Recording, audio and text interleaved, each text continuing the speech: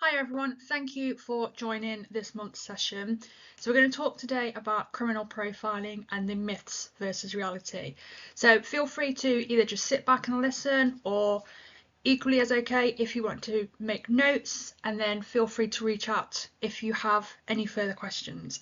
This is one of my all-time favourite topics to talk about, so please do enjoy, please do engage, and we shall get straight into it.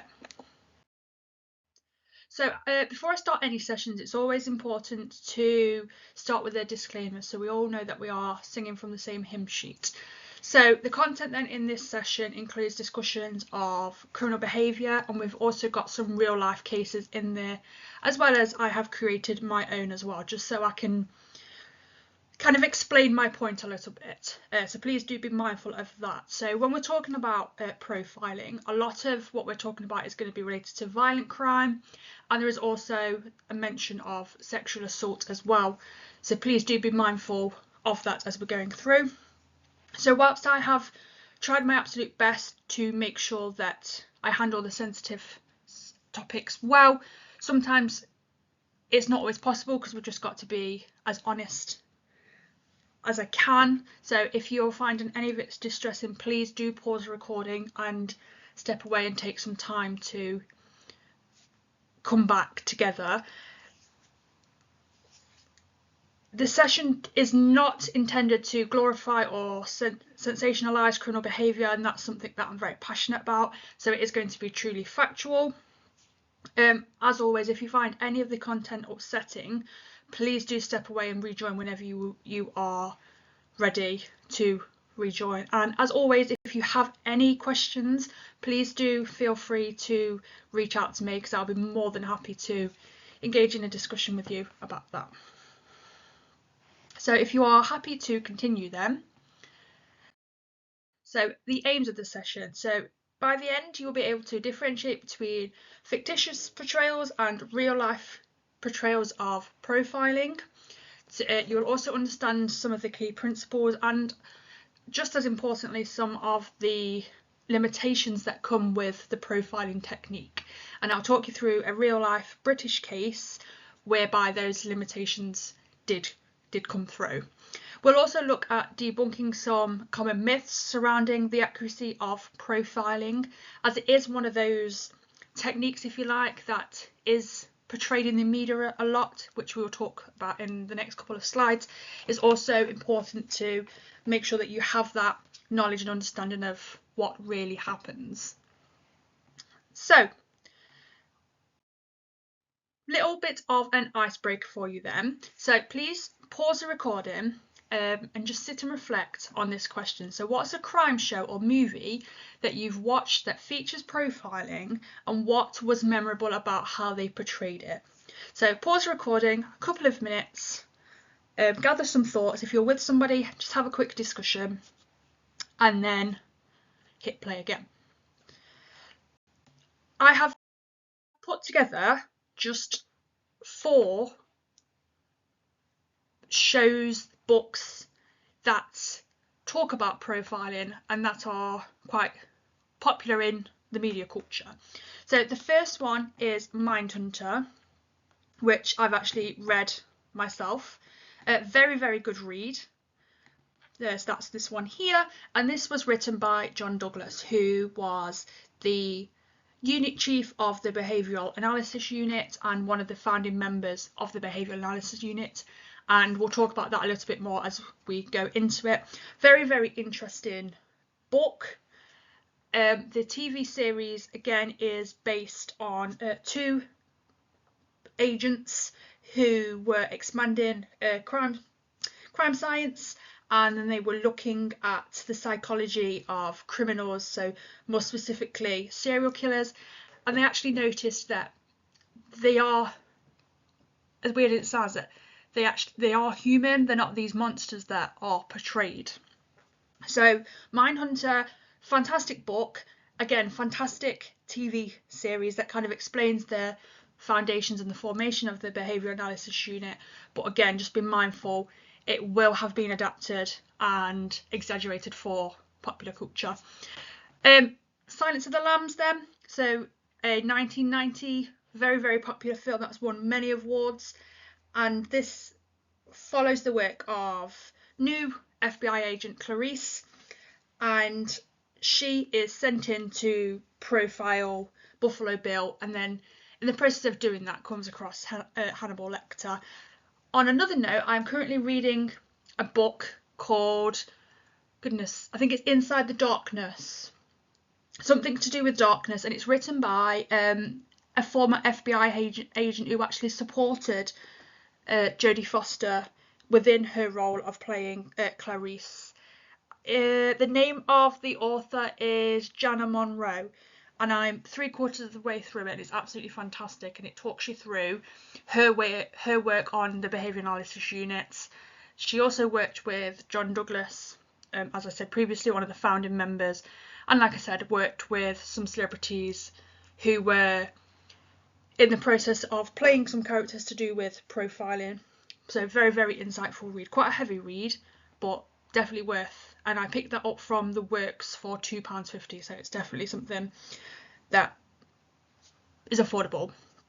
Then moving on to the show Dexter then. So this is about a blood spatter analysis who is also a serial killer, and this show portrays his selection of victims, where he kills, his psychopathy, as well as his childhood.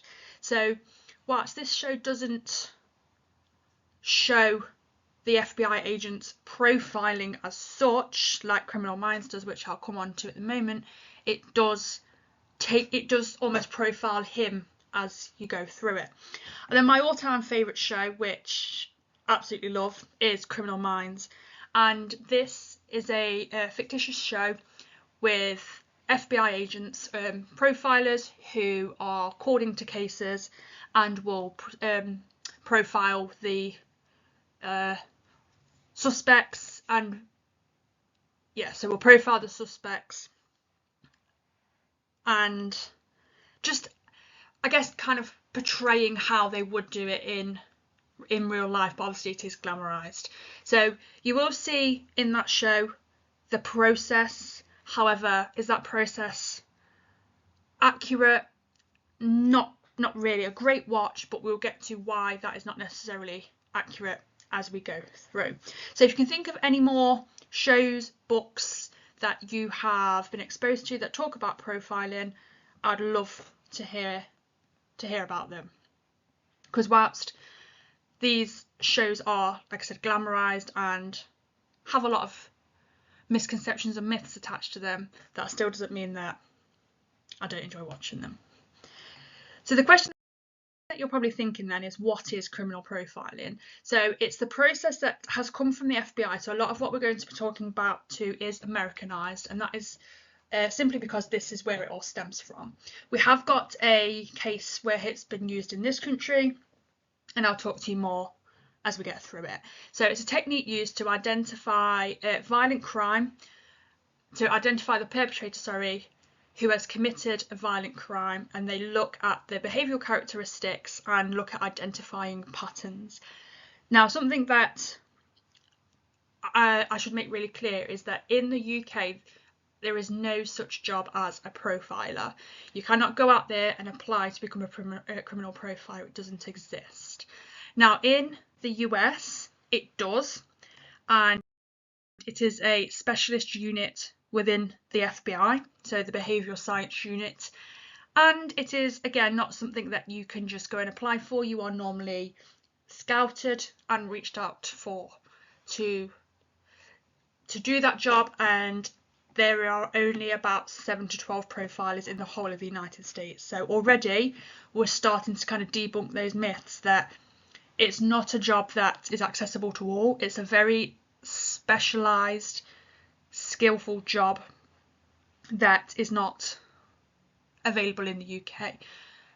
Having said that, experts from the universities in the UK will be called out to support with police operations, but they will not be called out to profile in the traditional sense. So this is John Douglas here, and this is Robert Ressler, and between 76 and 79, Ressler and John Douglas together organised the interviews of 36 serial killers. And those of you who attended the first snapshot session around Inside the Mind of a Serial Killer will have come across particularly John Douglas before. So what they did then is they wanted to know, what did these people have in common?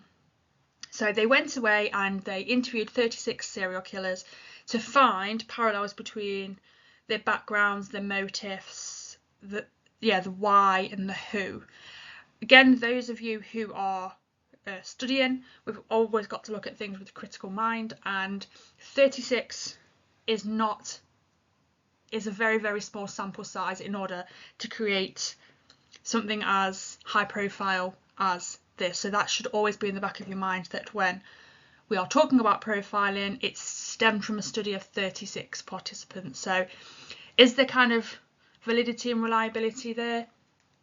Arguably not, but as always there is research out there for it, and there is also research out there against it. So the FBI's profiling program has been growing rapidly since the 1970s, and as stated at the start of this slide, it now consists of 1 program manager and 7 profilers. Again, if you look at the size of the United States, in the grand scheme of things, that's a very, very small amount of people who are able to do this job. So that's the kind of who, where did it come from? Let's have a look at the how does it work then. So it's a process. I'm going to keep referring back to Criminal Minds, because that is the show that I think portrays it most obviously. So those of you who haven't watched a Criminal Minds episode, I would most definitely recommend it. But what will happen is, in that show, they will be called in to a case. It's often across state lines. They will go to the crime scene, they will analyse the crime scene, and from that they will say, well, I think this offender's this, and this because of this. And then within the hour, the profile is created and the suspect has been apprehended. That's not the portrayal of real life. That is not how it happens. And as you can see from these steps on this slide, it is a very long process. So these steps here may not happen in this order. It obviously depends on the case and the people working it as well. So they'll look at the offence themselves, normally violence, normally murder. Then they will go to the crime scene and kind of identify if there are any traits there that they have looked at before. It's all about patterns, it's all about noticing patterns. So they will go to a crime scene, have a look at it and think, well, I've seen this before and the offender was this, and this, so it could be a chance that the offender is also this. So it's all about, I guess, the case linkage and the patterns. They will analyse the victim as well. So they'll think about, are they a high profile victim? Are they an at-risk victim? Or are they not at risk? Because that will give them an idea of perhaps who the offender is, and obviously that's what they're ultimately trying to establish. They will then look at police reports, so what do we already know? They will look at the autopsy report as well, which will tell them exactly cause of death, and that can also determine how long that they have been deceased, what killed them, how they were killed. And then they will look at the development of the profile. So this is where they will say, we believe it's a white male between 23 and 45, possibly works alone, and so on and so on and so on. And then this profile is given to the police, and then they run away with it, if you like, and continue their investigation. So that is how it works. I'd like you to pause the recording and just have a think about some of the limitations to this process.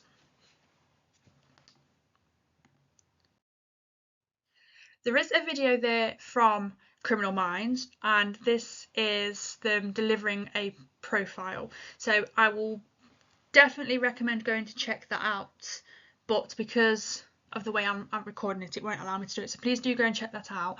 and that kind of gives a simplistic view, and it comes across as a really easy thing to do, and obviously that's not reality. So let's just have a look at some myths and realities then. Let's have a look at some myths and some realities then. So if you have a piece of paper by you, please just jot some notes as to whether you think that these statements are myths or whether you think that they are realities, and then we'll go through them at the end. So first one then is profiling is mostly based on gut feeling and intuition. Profilers can accurately identify the personality of the suspect as well as the why they've committed that crime just by looking at the crime scene. So not looking at victimology, not looking at autopsies, just looking at the crime scene. Most profilers have an advanced degree in psychology and are certified mental health professionals. A criminal profile can pinpoint specific details like the exact age, profession or height of a suspect. And I'll give you a clue, this is one that is often portrayed in the TV shows. So let's go through those four then. So profiling is based on intuition and gut feelings. That's a myth. Profiling is a combination of behaviour analysis, pattern recognition, looking at previous cases, looking at what they've told us, and seeing how we can apply that to the case that they are currently looking at. Profilers can accurately identify a suspect's personality and motives just by looking at the crime scene. That's a myth. Again, it's looking at patterns and it's looking at the bigger picture, not just the crime scene. And that links back to the previous slide when we listed the how and what they look at. So most profilers have an advanced degree in psychology and are certified mental health professionals. That is a reality, that's very true, and that highlights the level of experience and knowledge that is needed in order to conduct this type of role. And then a criminal profile can pinpoint specific details like height, age and the profession, and that is a myth as it looks at tendencies and patterns again. So let me know down below how you got on with those. So a couple more myths or realities then for you that we will look at together. So profiling is primarily used to identify serial killers and violent crime. Real life profilers can solve cases in a matter of days or hours, just like we see in the TV shows. The investigation is a standardized science which sees methods used, the same methods used across all investigations. And then most criminal profiles are developed based on statistics, patterns, previous cases rather than just single case observations. So we go back to the top again.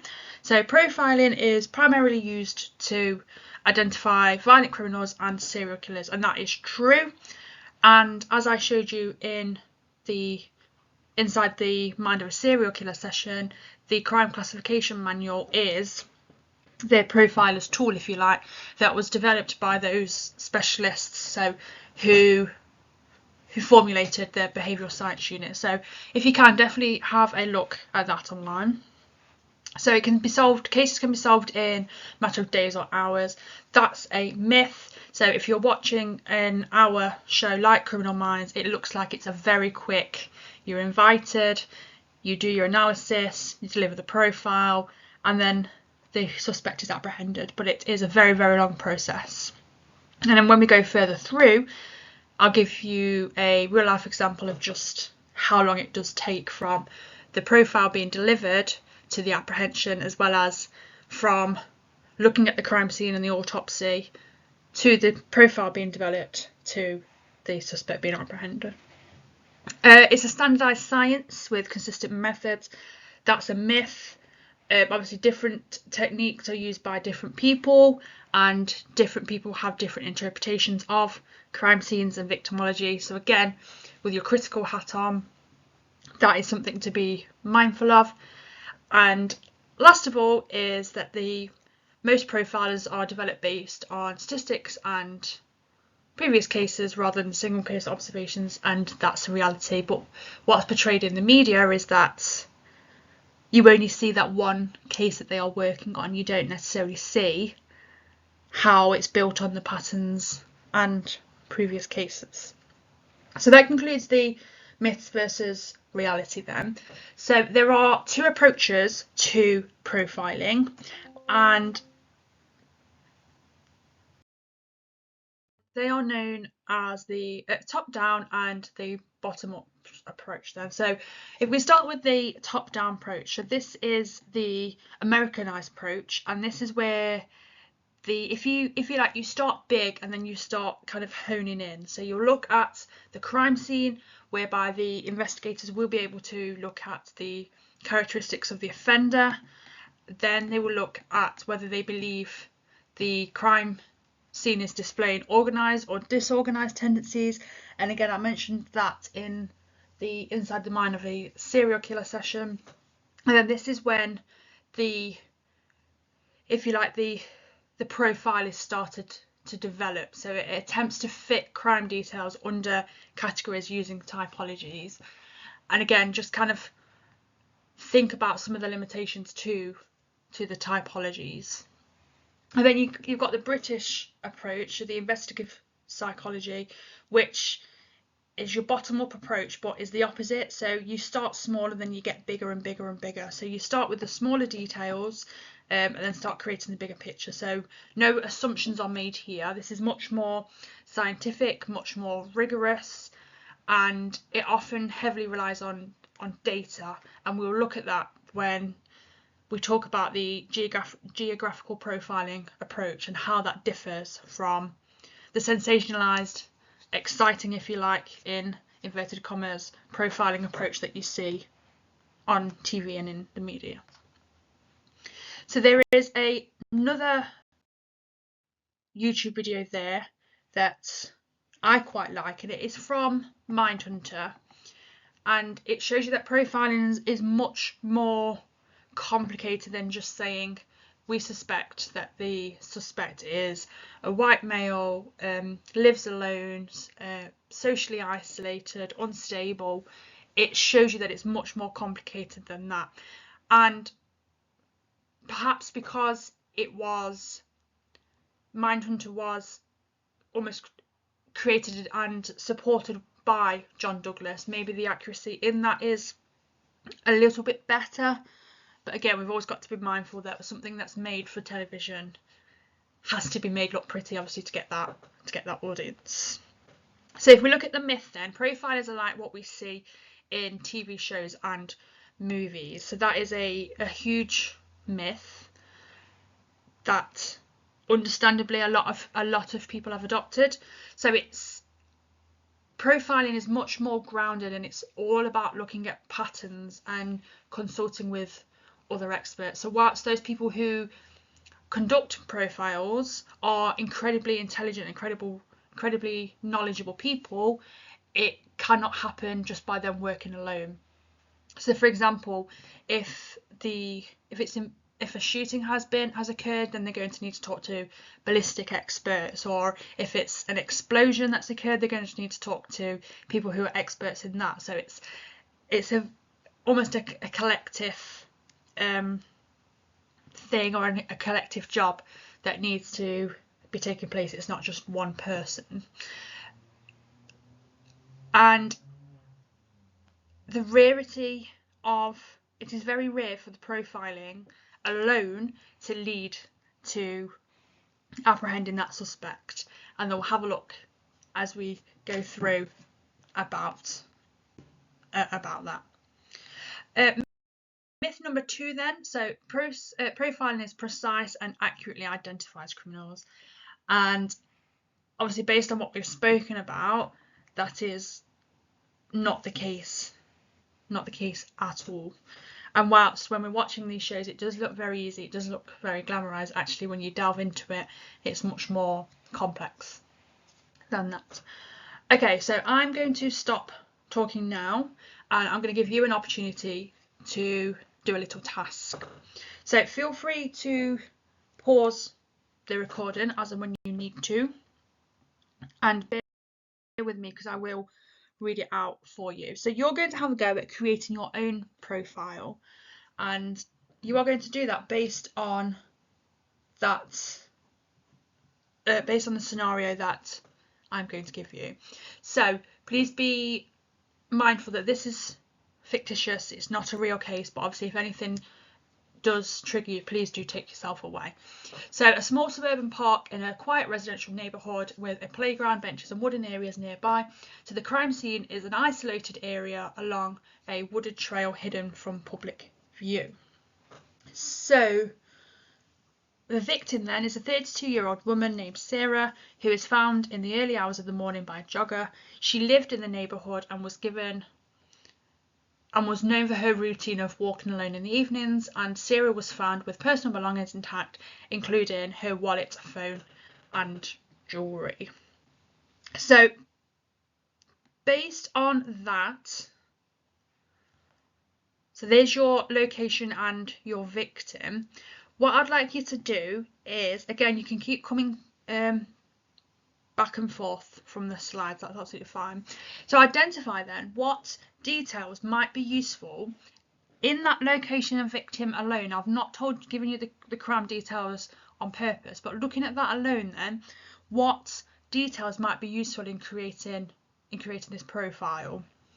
So pause the recording, just make a few notes, and then I will talk through it when we come back.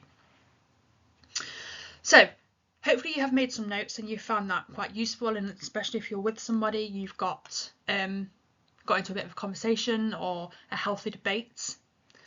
So what we notice here is it talks about that it's a quiet residential neighbourhood with a playground, benches and wooded areas nearby. So just have a think about what that's telling us.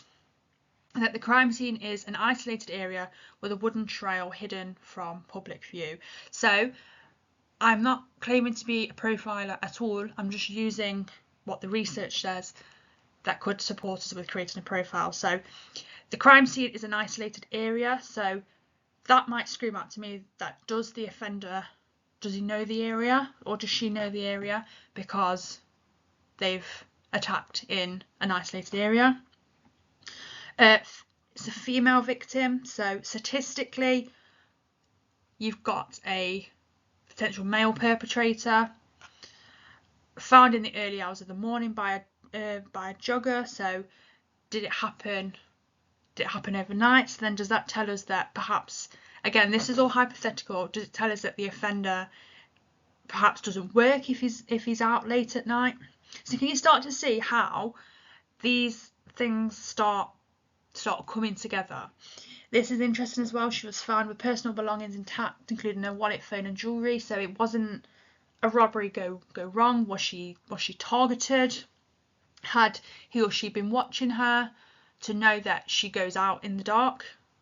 I don't know. I haven't got the answers because, like I said, it's a fictitious scenario, but you can start to see how we can start pinpointing those little details based on what we already know, what the research currently says. So we'll have a look at the actual crime details, and again just bear in mind that there is mention of sexual assault and murder here. So she suffered multiple injuries consistent with a violent struggle, but there are no immediate signs of sexual assault or robbery. She says the area shows signs of disturbed foliage and scuff marks suggesting a struggle, so she's obviously fighting back. A small, seemingly clean piece of fabric was found near the victim's body, which does not match her clothing. So instantly you're starting to think, does this belong to the offender? And then there was no obvious fingerprints or footprints, but there are tire marks. So again, just pause it and just have a little think about, okay, what can we start to establish from the offender now? So again, based on what the research says, no obvious fingerprints or footprints. So are they forensically aware? No signs of sexual assault. So possibly not sexually motivated. But again, you can start to see how we can start getting these details from that. So feel free to send as long as you want on that. Like I said, get engaged in those discussions if you are with people, and I would be interested to know what your thoughts and conclusions were.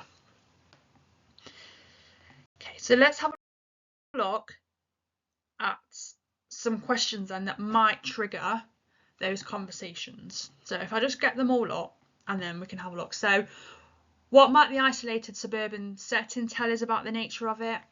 Is the offender particularly familiar with the area because they know those isolated areas? Again, I can't emphasize this enough. This is all hypothetical, and then you can start to see where errors may be made when we are using this technique, because you've almost got rose tinted glasses on. You're not looking at the bigger picture. You're definitely honing in and focusing on what's happened before, but obviously things don't, whilst patterns do occur in these sorts of offences, they don't occur all the time, so we can start to miss things. What can we infer from the fact that she was found with belongings and she was known to walk alone? Could this suggest something about the offender's motives or intentions? There was no signs of sexual assault or robbery, so does that start to open up conversations about the type of offender? So looking from that, was he sexually motivated? Arguably not, because there was no sexual, I don't know, was he disturbed? He didn't get a chance to. And how might the small fabric piece and the tire marks provide insight? What could they suggest? If you've got tire marks, you might start to propose that the vehicle was used. Was the person murdered there? Was the body dumped there? There's all these questions that would be running through law enforcement's head, and you can see how it's a very, very long process here. Tire marks, you might liaise with an expert in that field to help you identify those possible tire marks. So loads and loads and loads to think about. So I would be very interested to know about about some of those discussions that you had there.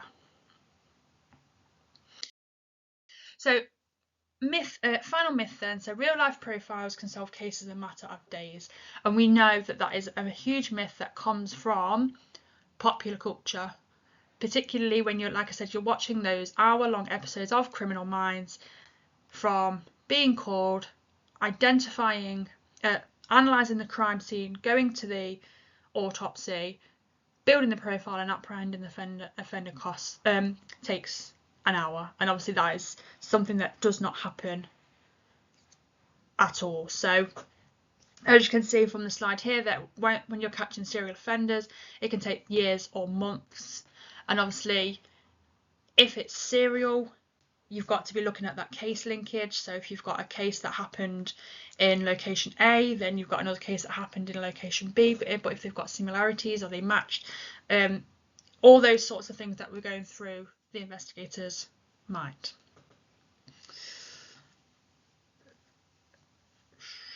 Okay, so as I said, I'll talk to you about an example of how long it actually takes. So the BTK killer, so Dennis Rader, murdered 10 victims from the 70s to the 90s, and it took the FBI over 20 years to apprehend him, and the same with the Unabomber as well. It took them over 20 years to apprehend them, and they went through this profiling process. Just want to, those of you who have seen the Inside the Mind of a Serial Killer session, some of the characteristics and typologies that profilers will use to categorise offenders based on what they see. So those who come across as disorganised offenders, so when they attend the crime scene, it's very messy, it's not very organised, it's in lots of disarray, the weapon might still be there, the body might still be there, there might be forensic opportunities, and it just looks like it was a frenzied attack. So they will use these to support their investigation. So if they have, obviously it's much more complicated than this, but in a nutshell, if the offender is profiled as being disorganised, and then that starts to build a picture about the personal characteristics of the offender, what they're likely to do after the crime, and how to interview them as well. So I'm not going to read it out to you. Pause the recording, have a look, and see if you can notice any similarities and differences between. So you've got the disorganized offender here, and then you've got the organized offender here, and the organized offender is the one who, as it says on the tin, it looks more organized. The crime scene may have very little evidence. It shows that the attack is likely to be planned. So if you are wanting to know a little bit more about that, please do head over to the Inside the Mind of a Serial Killer session as well, and that will explain that a little bit more. We then also have a comparison there of some of the likely traits of these types of offenders. And again, I'll let you have a look at that because I don't want to talk about that in too much detail. Now, on the next slide is an example of some AI generated crime scenes again. Again, they're not real, they are AI generated, but I just wanted to show you an example of what an organised and disorganised crime scene may look like. So you can see here is your organised, whilst it is in disarray. If you look at the differences between the two, obviously a lot of blood, you've got these placards here are identification, forensic opportunity identification. So you can see that on the disorganized one there are lots more than on the organized one. So that's really interesting to have a look. So again, pause the recording and have a look and just see what similarities and differences you can identify. And if you go back to the last couple of slides, that will be able to highlight that a little bit more for you. Okay, so let's have a look then at some common profiles of serial killers. So again, this has all come from the FBI, and and the Americans do like typologies, and this is what they will use when they are profiling a suspected serial killer. So they'll think to themselves, okay, are they killing for power and control? Are they killing because they believe somebody's telling them to do so? And then they will use that to define who they believe the suspect may be. Again, it's a lot more complex than that, but in a nutshell, that's what they'll do. So those who may kill for power and control, so example, Ted Bundy, who manipulated victims and enjoyed the dominating of the victims. You've then got those who kill for sexual purposes, who have sexual fantasies, so Jeffrey Dahmer. I think you could probably put Richard Ramirez in there as well. Visionary, so they believe that people are telling them to do it. So David Berkowitz believed that the neighbour's dog was telling him to kill, and then that kind of, going off a bit on a tangent, that might lead to your schizophrenic offenders as well. Mission orientated, so they've got a mission. Joseph Paul Franklin or the Yorkshire Ripper, who wanted to eliminate a specific group of people, so Peter Sutcliffe, and those hedonistic ones who are thrill seekers, and enjoy the act of killing. So again, have a look at these profiles and start to think about what might some of the problems be when you are starting to put people into categories. An overall stereotypical then background of somebody who goes on to commit serial murder. So troubled childhood, they have them ACEs, there's adverse childhood experience, they've been subjected to physical, sexual and emotional abuse, they may have spent time in care, they may have witnessed domestic abuse. Early signs of psychopathy. So in our previous session when we talked about the McDonald triad, when you've got your cruelty to animals, your bedwetting and your arson, that's allegedly signs, early childhood signs of those who are going to go on and commit murder.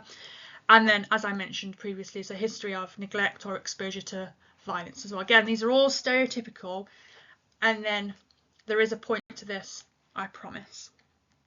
So some of the behaviours then, so you often see when you're watching these documentaries and these shows, oh, so-and-so was a loner at school. He used to kill animals, and then you start to see some of these patterns here. So they're likely to be socially isolated or loners. However, an anomaly to this was Ted Bundy, who was quite high functioning, quite charming on the outward behaviour, and normally have a preference for organised or disorganised methods of killing. However, there's lots and lots of research, academic research out there, that says a lot of offenders are actually display signs of both. Stereotypically then,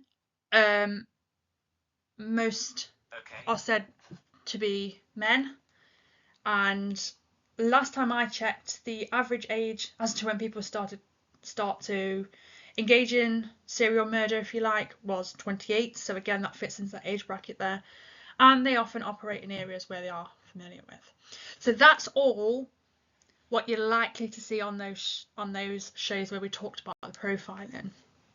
However, the reality then is, in terms of motive, so when we referred back to the typology, so the hedonistic, the visionary, the mission orientated, not all of them are driven by psychological motives. Some may kill for opportunistic reasons. They may kill for financial gain.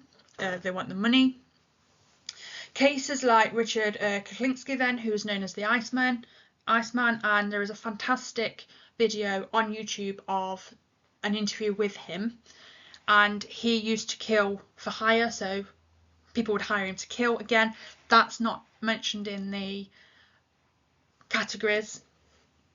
And then obviously there's no mention of female serial killers as well. So your Eileen Warnosh, your Beverly Allitt, your Lucy Letby, arguably. There's no mention of them. There's no room for them in those typologies. So the reality of the backgrounds then, so whilst more often than not they do come from abusive pasts, people like Ted Bundy, who came from a seemingly stable family, but obviously there was that trauma that arguably he could have experienced when he found out that his grandma was his mum, or he saw something. Again, it is in the previous session.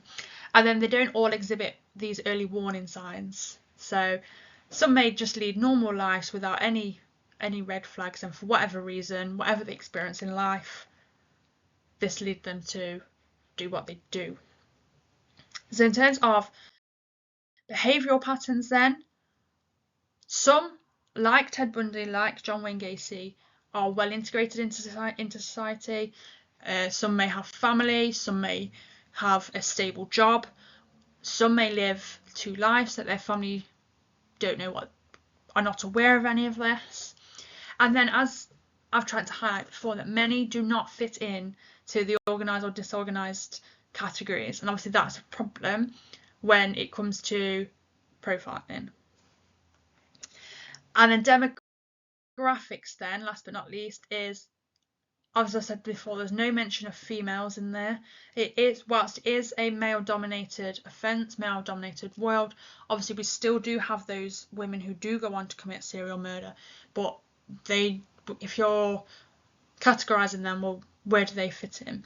Obviously, in terms of diversity and race, whilst the majority are white, not all are. And then obviously age is, it ranges. So you've got Mary Bell, who was 11, and then Albert Fish, who started killing in his 60s. So I want to show you some real life cases then. So I want to show you examples of the profile that was developed on these people and the actual reality of what they were like as a person. So first, what I've mentioned before was the BTK killer, who operated from the 70s to the 2000s, and he was eventually captured in 2005. So you can see that the profile, so they believed that he was in his 50s, had a steady job, had a family, likely to be intelligent, and appeared normal to others. So that was the profile developed, and then the accuracy to this one was pretty accurate. So again, they believed he had a family. He did. He was in his 50s when he was caught. He was a member of a church, so appeared normal to others, likely to be intelligent and organised. And I guess you could argue that that's the same because he planned his crimes carefully. So that one is an example of it being accurate, of it working. However, on the other side, we have the Green River killer, so Gary Ridgway, whose profile wasn't that accurate. So the profile suggested that he was sexually frustrated, socially awkward, had a history with prostitutes, had low self-esteem, and also had mental health issues. However, in reality, he was married, he had a stable relationship. So this idea of kind of sexually frustrated may have been true, but from this little bit of information we've got, arguably not. Killed for power and control, and he lived a normal life. So whilst those are just two examples, you can start to see how there may be some holes in this investigative technique. And whilst it's a very useful tool to have there, we have always got to be mindful of relying on it. And that leads me nicely then to talk about the case that was in the UK, and that leads me to talk about a gentleman called Paul Britton. So he is a psychologist, and he has previously advised the Home Office and Police Committee on offending profiling and techniques. So he engaged in profiling, supported the police with profiling, particularly in the 80s and 90s. And he gained particular attention for assisting the police on high-profile cases, such as the case of Rachel Nicholl and also the James Bulger murders. However, there was controversy, and the case of the murder of Rachel Nicholl did bring profiling to light. So in 1992, Rachel Nicholl was attacked while walking with a young son on Wimbledon Common in London. So with the assistance of Paul Britton, through using the profiling technique, then he identified a suspect known as Colin Stagg, who they believe fitted the profile that Paul Britton had developed.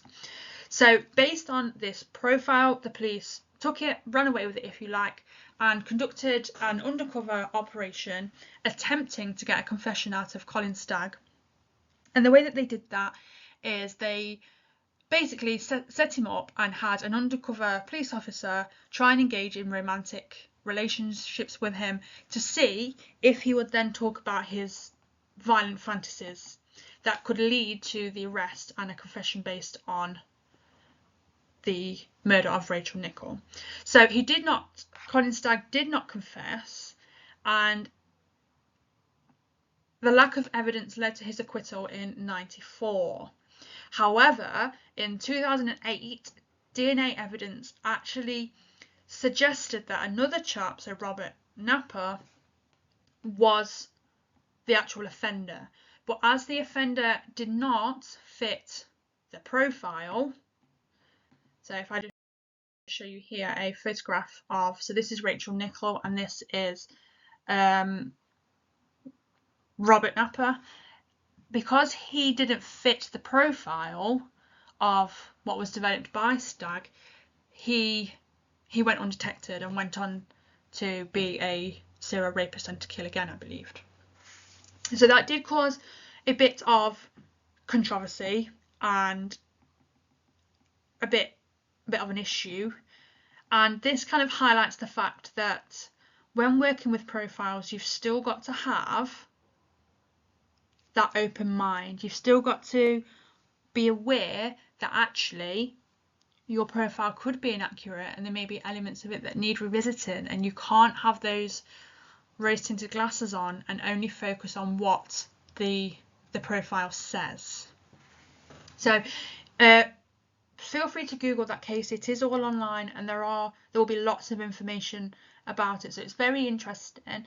And I guess it just kind of highlights why we in the UK do not have a specialist unit or a specific use for profiling, just because of the risk that it comes with. However, on that note, Professor David Cantor then works in geographical profiling, and this involves analysing the location of a series of crimes to learn more about the profile, about the offender. So this is known as geographical profiling, and it's used to identify so it says probable area, so the likely area where the offender lives, works, or frequents based on the location of the crime. So they will have a look at the locations of the crimes and use data analysis and statistics and all that fun stuff to try and establish where the offender could possibly live. And that works like this. So the first step then is the crime mapping, so looking at where all the offences have occurred, and that will be used on a map. So if you kind of think about it, you may have, you're going to have to bear with me, I'm going to have to draw here. So you may have a burglary here, or a burglary here, a burglary here, excuse me, and then a burglary here, for example. So what will happen when using this technique is that all the crime scenes will be analysed, and then based on coordinates and other investigative techniques, a decision will be made on where the offender is likely to reside. And again, that's used through patterns again, and then you have got the buffer zone, which is created around the locations of the crime with the assumption that the offender is likely to live in that area. So then that helps narrow down the potential suspects, but again, making sure that you are not being blind to things around you that could be vital information.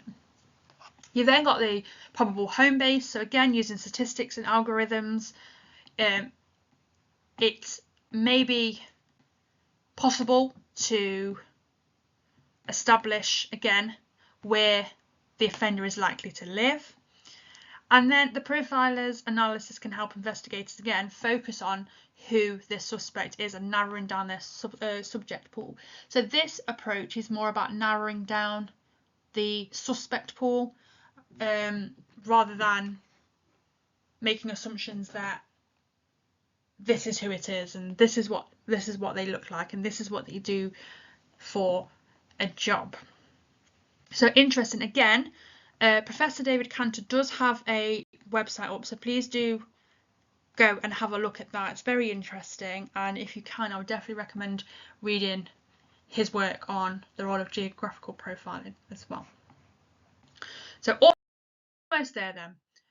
So a real life example then of when geographical profiling was used was in the case of the Unabomber.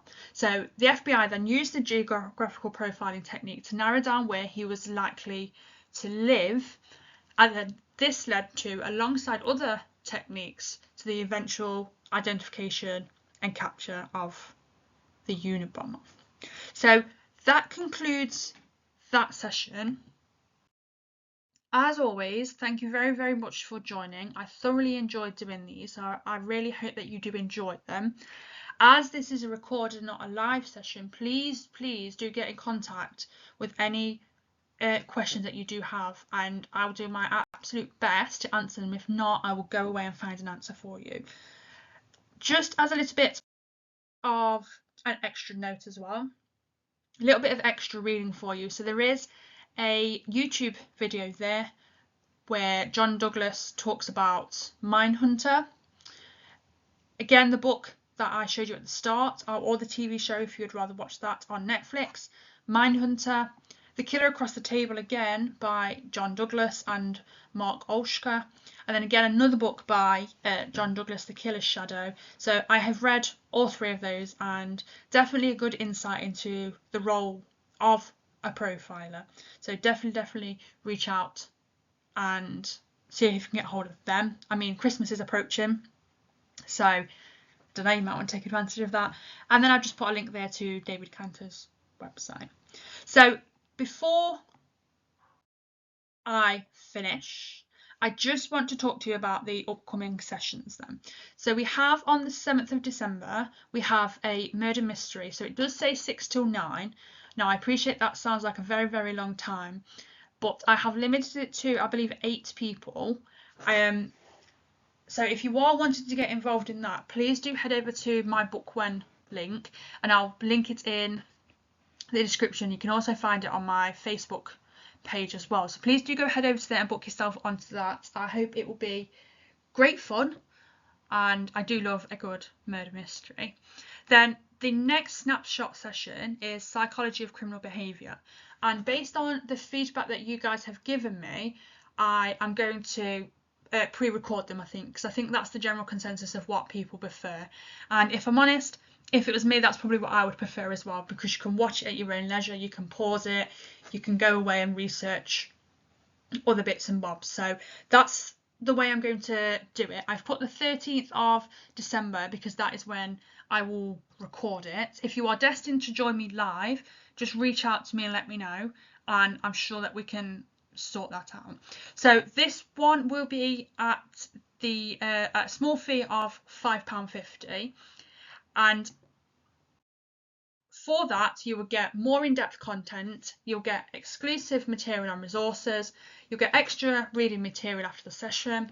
If you contact me once you've completed it, I will just send out just a mini questionnaire, and then upon answering that you will get your completion certificate. So if you're wanting to go to university or just add something to your CV, that's there for you.